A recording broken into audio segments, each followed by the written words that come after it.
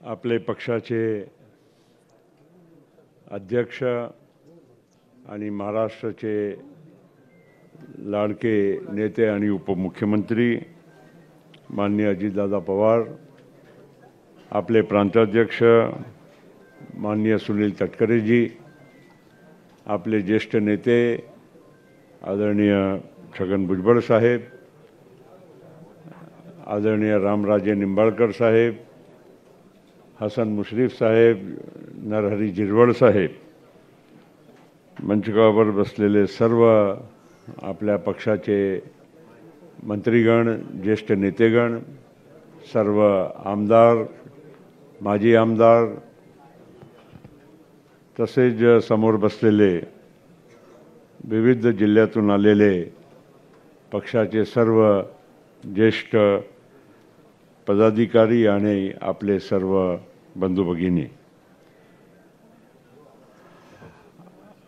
निवडणुकीच्या पार्श्वभूमीवर आणि निकाल या निवडणुकीचे पुढच्या आठवड्यात अपेक्षित आहे आणि आपल्या पक्षाची ही बैठक आज होणं ही एक माझ्या मते एक महत्त्वाची बैठक आहे.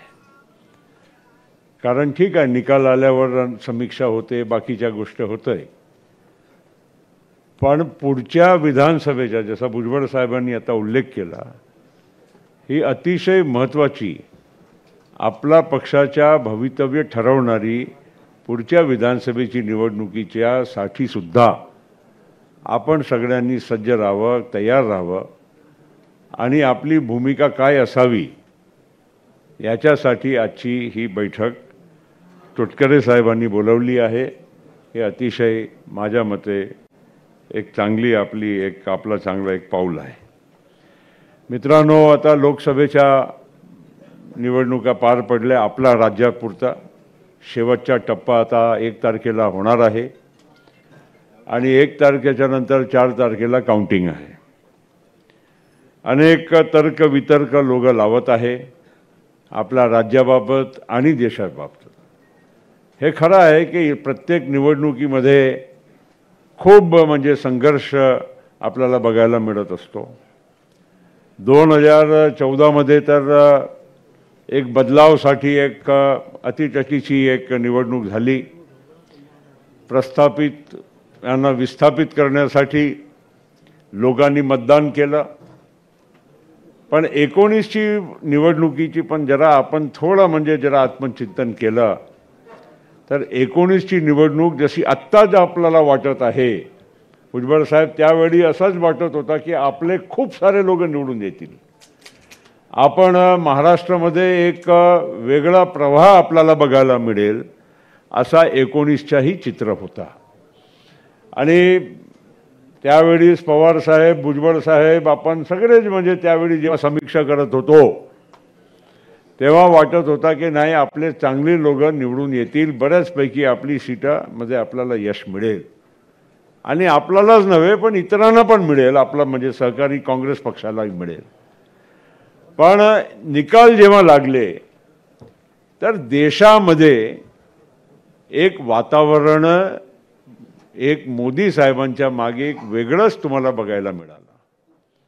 काही लोक म्हणतात पुलवामा झाला, बालाकोट झाला म्हणून हे सगळं म्हणजे एकाएक चित्र बदलला. काही भागात, काही अंशात ते खरंही असू शकते, काही त्याच्यात नाकारता येत नाही. कारण शेवटी देशाचा जेव्हा प्रसंग येतो, देशाच्या सुरक्षेचा प्रसंग येतो, नक्कीच लोक एक राष्ट्रीय भावनेच्या दृष्टीनं वोट करत असतात.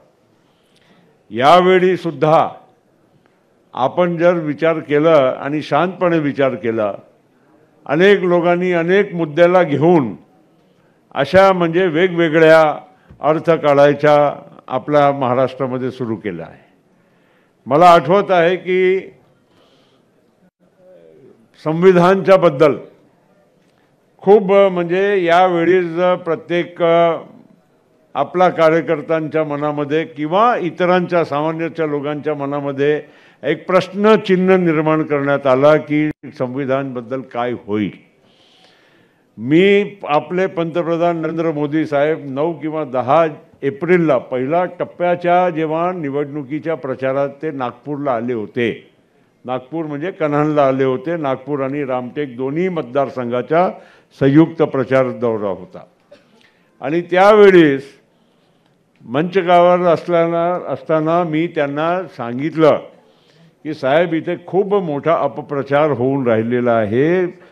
बाबासाहेब आंबेडकरांच्या संविधान बदलण्यासाठी आपण 400च्या पार जायचा जे आपला एक नारा आहे तो याच्यासाठी आहे की आम्हाला 400 पार करून आम्हाला संविधान बदलायचं आहे, असा एक अपप्रचार मोठ्या प्रमाणात आपल्या देशामध्ये होऊन राहिलेला आहे। आणि ते खरंही आहे, एक प्रकारे अपप्रचार तर होताच, सगळ्यांना म्हणजे त्याला मुकाबला करावाच लागला।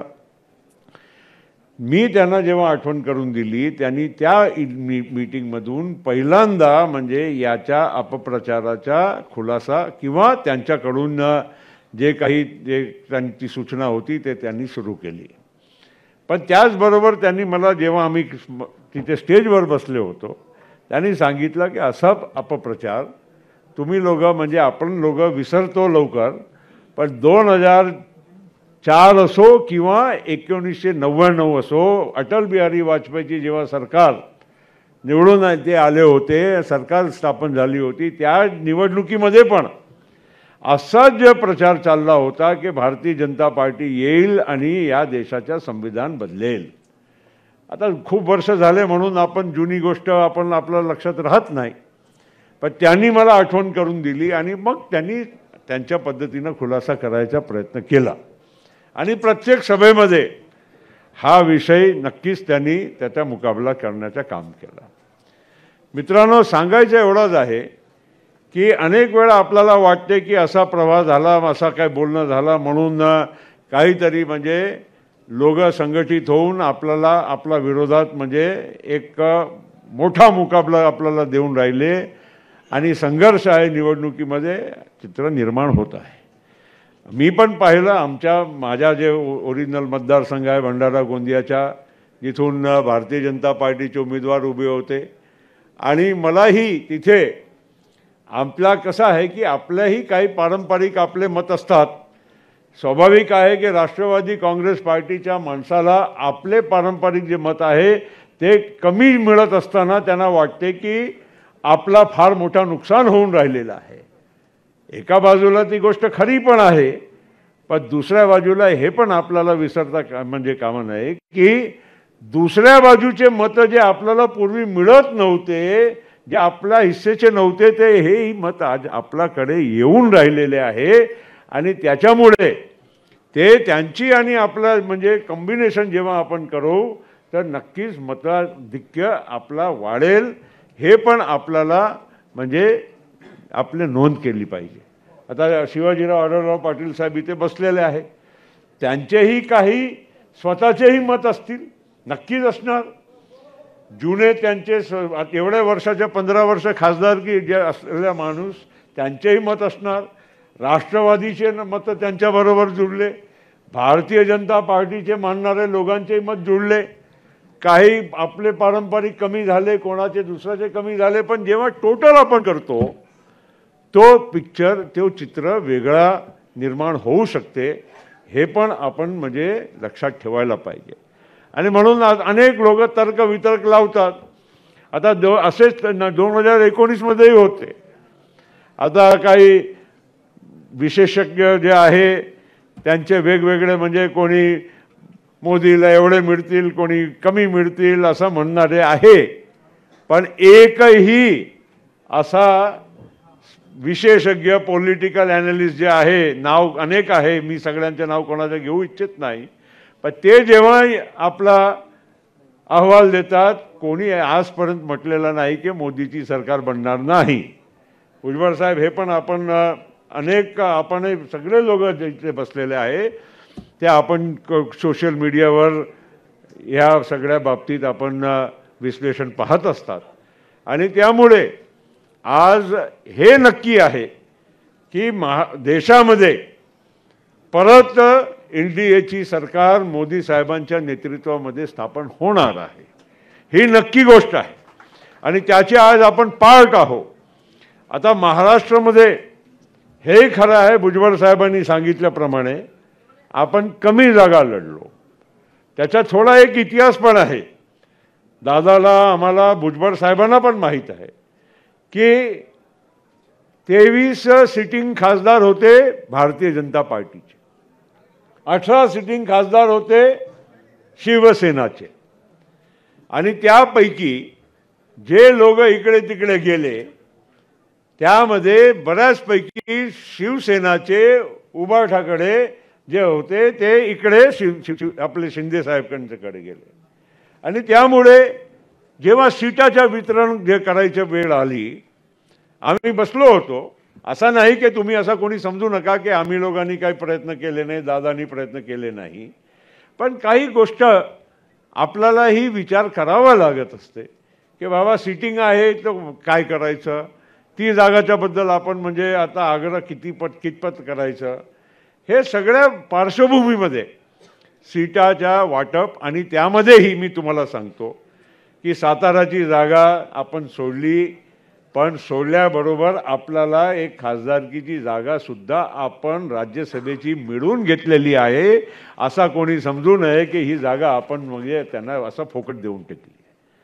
दुसरं म्हणजे एक आपल्यालाही आता माधव जानकर साहेबांना आपण सोबत घेतलं आणि राष्ट्रवादीनी सोबत घेतलं. NDAचे जरी घटक असेल पण राष्ट्रवादीचे सहकारी पक्ष म्हणून त्यांना आपण परभणीची जागा दिलेली आहे.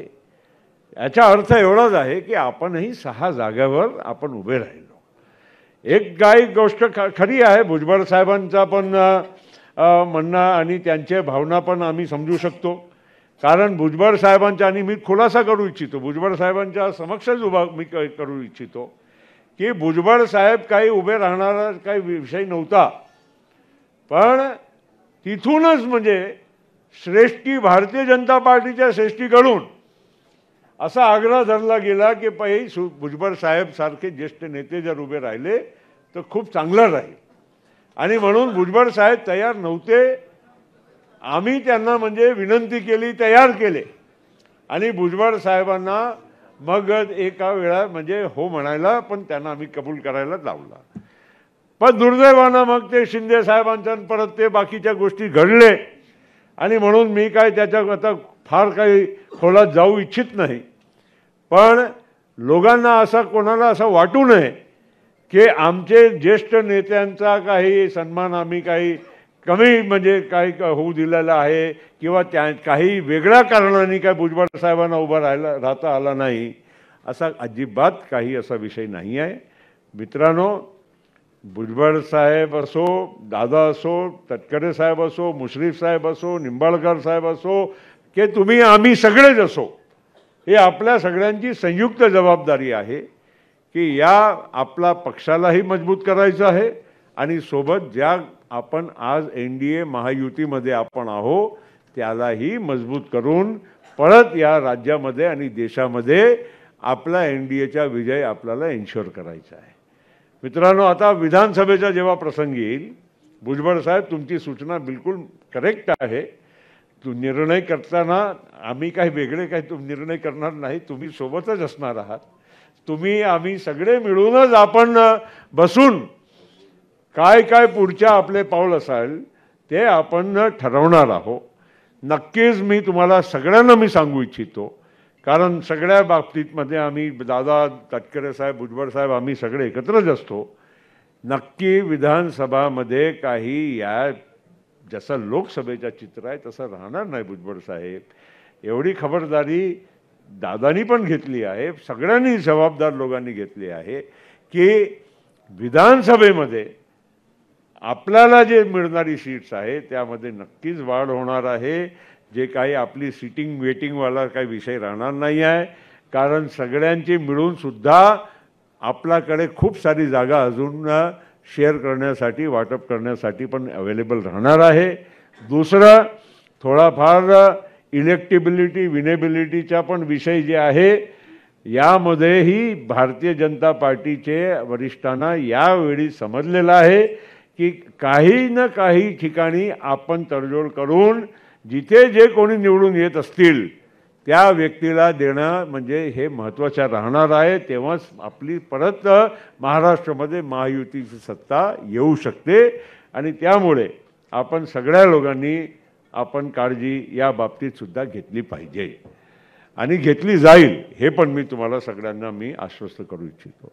मित्रांनो, आज आपण इथे देशाचा जेव्हा आपण चर्चा करतो, आता आपलेच सहकारी काही पूर्वी आपण सगळे जेव्हा राष्ट्रवादी काँग्रेस पक्षामध्ये जेव्हा एकत्र काम करत होतो, धीरज शर्मा आमच्याच हातात तयार केलेला आम्ही एक तरुणांना पहिला संधी दिली, मोठा झाला, काम केलं, चांगलं काम केलं, अनेक सहकाऱ्यांना त्यांनी देशामध्ये जोडण्याचं काम केलं.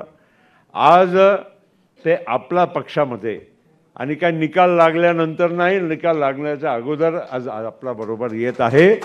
त्याचं कारण आहे की प्रत्येकाला वाटते की मला सामोर जायचं आहे, मला काही काम करायचं आहे, मला काही योगदान करायचं आहे. आज म्हणजे मी टीका नाही करत, पण खऱ्या अर्थानं आज नॅशनल जे आउटलुक पाहिजे, राष्ट्रवादी काँग्रेस पक्ष 1999 पासून भुजबळ साहेब, दादा, तटकरे साहेब, मुश्रीफ साहेब, आम्ही सगळे लोकांनी एकत्र साहेबांच्या बरोबर राहून पक्षाची स्थापना केली. पक्षाला मोठा करण्यामध्ये आपण सगळ्या लोकांचं योगदान राहिलेलं आहे. अनेक आमदार त्यावेळीच होते. मित्रांनो, पण पक्ष वाढवण्याच्या दृष्टीनं काम करायला पाहिजे. हळूहळू राष्ट्रवादी काँग्रेस पक्ष जे 99 मध्ये ज्यांना राष्ट्रीय मान्यता मिळालेला पक्ष झालेला होता त्यावेळेस आणि आजच्या राष्ट्रवादी काँग्रेस पक्षामध्ये, आजच्या म्हणजे कालपर्यंतचा आपला राष्ट्रवादी काँग्रेस पक्षामध्ये हळूहळू आपला पक्ष मर्यादित होत गेला आणि त्यामुळे आपल्याला राष्ट्रीय दर्जा पण आपण गमावला. मित्रांनो, मला आठवत आहे की आपण एकत्र असताना नागालँडमध्ये निवडणुका होत्या, कोणाला काय घेणदेण नव्हतं. मी पाठवलं कोणाला आणि बाकीचे अनेक सहकारी जे जुने एका काळात आपल्याबरोबर काम करत होते त्यांना सोबत घ्यायचं काम केलं आणि आपले 7 आमदार त्या नागालँडमध्ये निवडून आले. आणि आज डेप्युटी स्पीकर जिरवाळ साहेब, जसे तुम्ही इकडे आहात तिकडे डेप्युटी स्पीकर पण आज राष्ट्रवादी काँग्रेसचा आहे. तुम्ही तिथे जाऊन प्रवास करून यावं. तिथे आदिवासीच आहे, सगळे एसटीज आहे नागालँडमध्ये. तुम्ही जा, जापान नुसतं फिरू नका, तिकडे पण जा, तुम्ही सहपरिवार जा तुम्ही. आणि आत्ता आपण राष्ट्रवादी काँग्रेस पार्टीच्या परत आपल्याला राष्ट्रीय दर्जा आपल्याला मिळवायचा आहे. आता या लोकसभेच्या निवडणुकीच्या बरोबर अरुणाचल प्रदेशमध्ये लोकसभा आणि विधानसभेची पण निवडणूक होती. आपण चांगले लोकांना, पूर्व आमदार, मंत्री, सिटिंग आमदार असे अनेक लोकांना आपल्या पक्षामध्ये, कारण एका काळात अरुणाचल प्रदेशमध्येही आपले 5 आमदार निवडून आले होते. आपले एका काळात ओडिसामध्ये 4 आमदार निवडून आले होते. आपल्या एका काळात मेघालयमध्ये आपले 16 कारण संगमा साहेब होते, 16 आमदार आपल्याकडे होते. आपल्याकडे मणिपूरमधून खासदार होता, आपल्याकडे मणिपूरमधून आमदार होते. अशा सगळ्या ज्या पार्श्वभूमीमध्ये आज आपण अरुणाचल प्रदेशमध्ये चांगल्या पद्धतीनं आपल्या पक्षाची परत तिथे उभारणी करण्यासाठी आपण पावलं घेतले आहे आणि आमदारसाठी खूप सारे आपले उमेदवार उभे आहे. मला खात्री आहे की अरुणाचल प्रदेशमध्येही आपल्याला यश मिळतील. खासदार आपला लक्षद्वीपचा होता. त्याच लक्षद्वीपच्या खासदारांनी या आपल्या सुनील तटकरेंनाही माहीत आहे, दादालाही माहीत आहे की किती वेळा आमच्याकडे येऊन आग्रह धरला की तुम्ही एनडीएमध्ये चला, एनडीएमध्ये चला, एनडीएमध्ये चला. आम्ही शेवटी त्यांचा पण म्हणजे ठीक आहे, चला तुम्ही सगळेच म्हणतात, मग आपण विचार त्या दिशेने करू. दादा त्या दिवशी तुम्हाला आठवत आहे दिल्लीमध्ये तुम्हाला भेटला. आपण म्हणजे हा आपला पक्ष आणि साहेबांच्या दुरी झाली आहे त्यावेळीच ती गोष्ट सांगतो. आणि दादाला सांगून गेला की बाबा तुम्ही दादा NDA बरोबर चला आणि आम्ही तुमच्याबरोबर येऊ इच्छितो. शेवटी त्यांनी निर्णय वेगळा केला, ते आपल्याला काय सांगायची गरज नाही आहे. पण त्या लक्षद्वीपमध्ये म्हणजे समुद्रामध्ये टापू आहे, तिथे पण आपण आपला पक्षाच्या नवीन संघटना तयार करून एक चांगला उमेदवार आपण तिथे दिलेला आहे आणि ताकदीनं आपण तिथेही लोकसभेची निवडणूक आपण लढवलेली आहे. मित्रांनो, ओडिशामध्ये निवडणूक आहे, ठीक आहे, कमी लोक असतील, पण आपण तिथेही उभे केले आहे. आपण आता हिमाचल प्रदेशमध्ये तिथे पोटनिवडणूक आहे, तिथेही आपण आपला उमेदवार दिलेला आहे. पक्षाचा आपला तिथला अध्यक्षांना आपण उभा केला आहे. मित्रांनो, सांगायचं तात्पर्य एवढंच आहे की आपल्याला पक्ष आपण ठीक आहे महाराष्ट्रामध्ये बसतो, आपण आपला महाराष्ट्राचा विचार आपण करतो, पण त्याचबरोबर राष्ट्रवादी काँग्रेस पक्ष आज अजितदादाच्या नेतृत्वामध्ये भारतामध्ये पण त्याचा एक शिक्का म्हणजे आपण तिथे निर्माण करून दाखवला पाहिजे. राष्ट्रवादी काँग्रेस पक्ष खऱ्या अर्थानं राष्ट्रीय पक्ष आहे, हे अजितदादाच्या नेतृत्वामध्ये आपल्याला परत सिद्ध करायचं आहे. हे त्याच्यासाठी आम्हा सगळ्या लोकांना काम करावं लागणार. आणि म्हणून आज धीरज शर्मा आणि अनेक आपले जे विविध राज्याचेही आपले अध्यक्ष, युवकांचे, आपले विद्यार्थींचे अनेक जे आपले पदाधिकारी होते, आज त्यांनी आपल्या पक्षामध्ये प्रवेश करण्याचा परत काम केलेलं आहे. पक्षामध्ये प्रवेश म्हणजे पक्षामध्येच होते, पण काही महिन्यासाठी ऑन डेप्यूटेशन होते. अभी आ गए आप लोग वापस डेप्यूटेशन पीरियड से, तो आप लोगों का यहाँ पर दिल से स्वागत करते हैं. और मैं इतना ही कहना चाहूँगा, धीरज, तुमको तो बहुत साल से हमारे साथ काम करने का मौका मिला ही है, तो आपको मैं यही कहूँगा कि हमको पार्टी को सही अर्थ में देश के कोने कोने तक जो पहले भी नहीं पहुँचा है उससे ज़्यादा ताकत के साथ पहुँचाने का हमको काम करना है. और अजीत दादा पवार को उनको एक आज तक महाराष्ट्र ने पहचाना, लेकिन देश ने भी उनको पहचानने का मौका मिलना चाहिए. इस तरह से हमको काम करना है. और मैं आपको विश्वास के साथ कहना चाहता हूं कि हम लोगों ने ये पहले दिन से तय किया है कि हमको हमारी पार्टी का जो व्याप है, हमारी पार्टी का जो पहचान है, इसको देश के कोने कोने तक पहुंचाना है. मित्रांनो, एक गोष्ट नक्की मी तुम्हाला सांगतो आणि दादा पण वारंवार सांगत असतात, आपण राष्ट्रवादी काँग्रेस पक्ष आपण पक्ष म्हणून आहो. आपली विचारधारा ही शाहू फुले आंबेडकरांची विचारधारा आहे. आपण यशवंतरावजी चव्हाणांचा आदर्श डोळ्यासमोर ठेवून आपण काम करत आहो. कोणी हे गैरसमज कुठेही कोणाच्या मनामध्ये येता कामा नये की आपण आपली दिशा आपण विसरलो, आपण आपले जे आदर्श आहे ते विसरलेलो आहो, असं अजिबात नाही. आपण नक्कीच, आणि हा खुलासा म्हणजे मी तुम्हाला आणखीन एक अधिक भराने सांगू इच्छितो की अजितदादा आणि आम्ही जेव्हा पहिल्यांदा प्रधानमंत्री नरेंद्र मोदी साहेब आणि अमित शाह सोबत होते, जेव्हा आम्ही भेटायला गेलो, दादांनी साफ सुथऱ्या शब्दामध्ये सांगितलं कि साहब, प्राइम मिनिस्टर जी, हम राष्ट्रवादी कांग्रेस पक्ष करके हम काम कर रहे हैं और हमारी विचारधारा सबको लेकर चलने की है.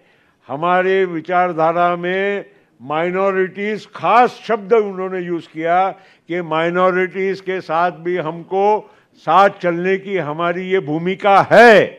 हमारी भूमिका शाहू फुले आंबेडकर की है और हम इस पे चलेंगे. तो प्राइम मिनिस्टर और अमित शाह साहब ने दोनों ने कहा कि बिल्कुल आप अपनी आदर्श और अपनी जो सोच है, आइडियोलॉजी है, इसके साथ ही आप आगे चलिए. म्हणजे आपण कुठेही आपण कोणालाही म्हणजे काही दिशाभूल किंवा काही संभ्रमात काही कोणाला ठेवलेला नाही. आपण अतिशय स्पष्ट भूमिका आपल्या पक्षाची काय आहे ते सांगूनच आपण या महायुतीमध्ये प्रवेश केला आहे.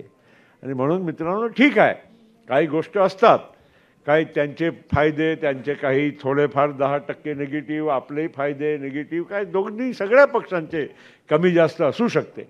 पण आपल्याला पहिली गोष्ट सर्वात महत्त्वाची जे भुजबळ साहेबांनी सांगितलं की आपल्या पक्षाला पहिलं आपण मोठा करायला पाहिजे, जास्तीत जास्त लोक आपले निवडून आणले पाहिजे.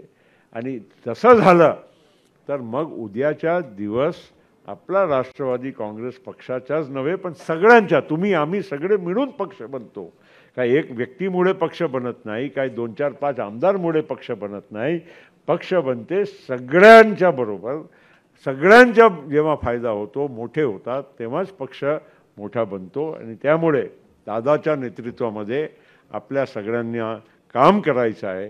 आणि मी तुम्हाला सगळ्या लोकांना परत सांगू इच्छितो की कोणी काही म्हणत असतील, नरेंद्र मोदी 4 जूनला या देशाचे पंतप्रधान परत होणार म्हणजे होणार. आणि महायुती NDAचीच सत्ता येणार. आणि त्यामुळे त्याच्या आणखीन मी तुम्हाला एक सांगतो की जे काही थोडाफार निगेटिव्हिटी या विधानसभेमध्ये, कारण आमदार मंडळीला थोडीफार अस्वस्थता काही गोष्टी ती असू पण शकते, पण एकदा केंद्रामध्ये सरकार परत NDAची बनली आल्यानंतर महाराष्ट्राचाही चित्र परत बदलेल आणि चांगल्यासाठीच बदलेल. हे पण तुम्हाला सगळ्या लोकांना खात्री असायलाच पाहिजे. कारण पॉलिटिकली एकदा देशाच्या एक दिशा ठरवल्यानंतर लोकही, महाराष्ट्राचे लोकांनाही वाटेल की नाही बरोबर आहे, आपण विकासाच्या बरोबर राहायला पाहिजे.